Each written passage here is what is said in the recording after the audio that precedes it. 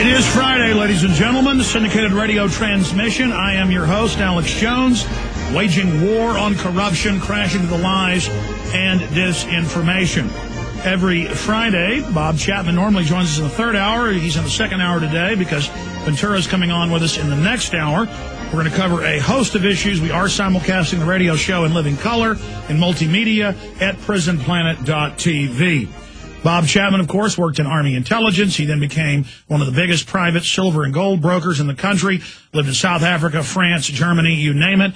He then had the biggest newsletter up until the 1990s. He retired for a while and came back with the International Forecaster, and he joins us for the next 51 minutes. Bob, good to have you here with us. Well, thank you. Very nice to be back again this week, and lots to talk about, as we well know. I want to get into the economy with you. I want to get into all these hundreds of new taxes on food, on salt, on sugar, on fattening foods. I want to get into where you see the banks going with all this, the immigration reform, which means a national ID card to work for the American people, but the illegals are basically all legalized and given this system. I want to get into a host of issues, but I want to ask you, Bob, what's most important on your radar right now? Well, I think we're seeing very desperate moves by the U.S. Treasury and the Federal Reserve because of the ongoing, almost every week now, auctions of U.S. Treasuries as well as agency securities, the agency securities being Fannie Mae, Freddie Mac, Ginnie Mae, and FHA. And last year, 80% of that paper was bought by the Federal Reserve, which creates money out of thin air. With that said, this week they had a 10-year auction, a bill auction, which is shorter-term paper under a year. And they also are having a 30-year auction this week. And every time those auctions come up, the Fed and the Treasury go into the market and they try to knock gold and silver down, and they also attack the shares as well. And it's becoming so obvious that even mainline writers are starting to talk about it, and analysts and economists, the activity of the Fed and the Treasury and the markets. And so I think that's very important, because if they weren't in there, the situation would be totally different. We also are seeing the same thing in the stock market. As it levitates again in the high 10,000s, if they weren't in there, the market would be lower. We've had a lot of business news this week pertaining to the giveaway or lending of money, tax-free money, to Wall Street and banking, and the bankruptcy of Lehman, which turns out that the former president of Lehman Brothers was lying, of course, and he says he wasn't, but he was lying. And at the same time, we know now that in order to take over Lehman, J.P. Morgan Chase and Goldman Sachs cut off their lines of credit and started a run on the company. And that's actually what you said several months before that even began here on air. A couple of years ago, that this was a staged event, and now it's in major newspapers. I covered it last hour. The Mail, the Associated Press are reporting that even federal regulators put out a 2,200-page report saying that they lied and engaged in fraud, but the Federal Reserve allowed them to do this. But I guess that was the payoff, because Goldman Sachs and J.P. Morgan were going to absorb or feed this company into their mouth, Lehman Brothers, so they allowed their executives to get away with some cash. Exactly. And that's a good summation. And we haven't seen the end of that, nor have we seen the end of the hijinks that are going on. And that's why it's so important that in this pending bill in the Senate, that H.R. 1207, which was passed in the House, which is part of that bill now, is not stripped out, because we've got to show the public what the Federal Reserve has been doing all these years, and we have to do away with it. We can call it the Federal Reserve, but it will belong to the U.S. Treasury and be staffed by Treasury people that are answerable. The people at the Fed are not answerable to anything. And we got to stop the revolving door between Wall Street and banking and Washington. There's qualified people all over the country who can fill the shoes of those people in the Treasury Department, et cetera. Bob, they don't have a monopoly on brain power. 2 years ago, right around this time, a few months before the banker bailout, the controlled financial terrorism they engaged in to get Congress to go along with giving them even more power, we began to see more PR about how great the Federal Reserve was, how they're going to save us, how they love us.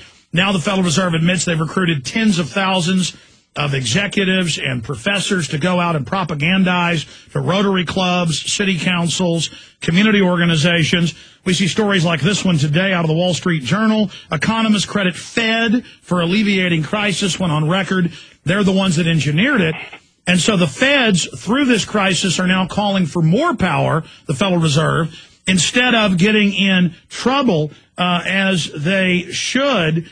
So this is really a big battle. And on top of that, we see Strauss-Kahn, the head of the IMF, saying, look, we can't pass Copenhagen, so we're going to do what Gordon Brown said at the G20. We are going to just go ahead and levy taxes through the executive at the wellhead on oil and on other energy systems and pay it to the IMF and World Bank, who will then not even say where the money went. I mean, this is really getting transparent. Yeah, it's a total arrogance. They just don't care. We're going to do what we want to do because we run the world, and you don't. And how you stop them is you get rid of most of the people in Congress in November, and then we can go after all these things. There's a whole litany of things in which I don't have to repeat, you know, and so doesn't the audience. It's so key for us to kick all those people out. Very, very important. But the things that Wall Street are doing and banking is doing, along with the Federal Reserve and the Treasury Department, they're not going to get away with it. They're not. Well, my point is, Bob, markets themselves.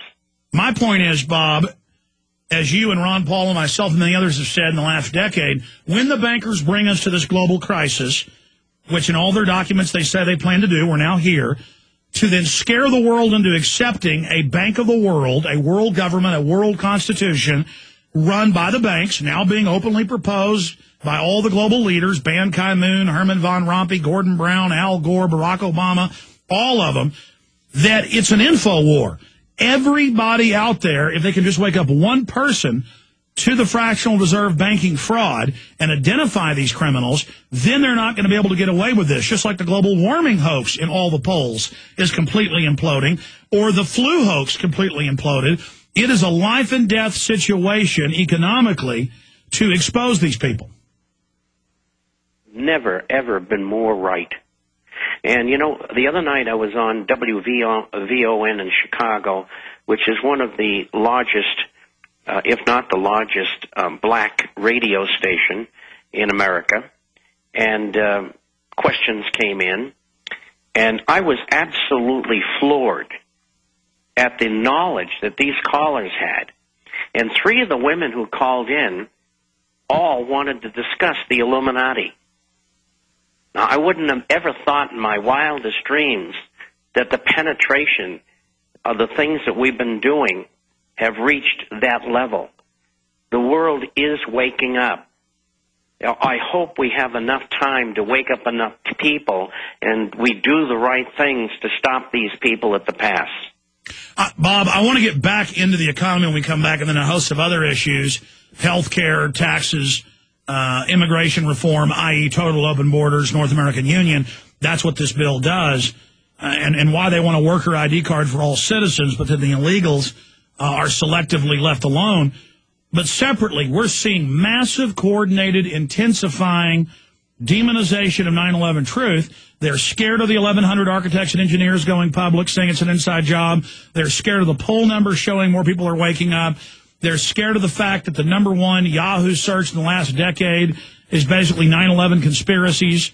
They're scared of this conspiracy culture taking over. That's really just people becoming informed. The system knows they're losing control. And they are on the run, and we're going to run them right off the end of the pier. How do you see that unfolding, though? This is going to be a tough road. It's always a tough road. and that's when the tough get going. And we just got to keep on getting the message out of what these people are doing. It's just dissemination, an info war of the truth, and that's all we need. And, you know, it'll make sense to people who have never thought about things in the way that we're explaining them now, and giving them the proof as to who's doing what to whom. And we'll get there. And they know that. And they're terrified, because they know this time they're going down with the ship. They reached for the world, but in the process began their destruction. We're going to break, but I want to start getting into this now. How big of a deal is it for freedom that Iceland had a referendum last weekend, 93% voting, saying we will not pay privately for these debts that the banks came in and fraudulently set up?